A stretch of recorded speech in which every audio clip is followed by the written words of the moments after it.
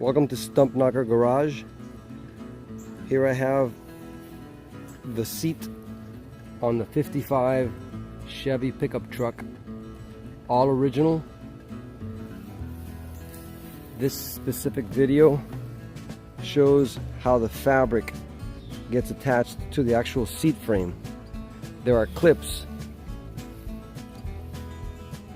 all throughout the lower seat frame, and these clips, once the vinyl wraps over the edge, these specific clips would grab the vinyl and the frame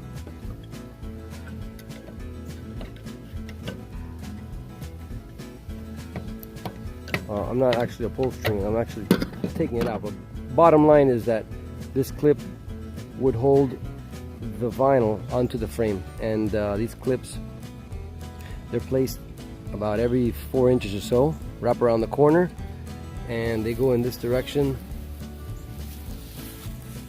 That's how it was done in 1955. Second series pickup truck.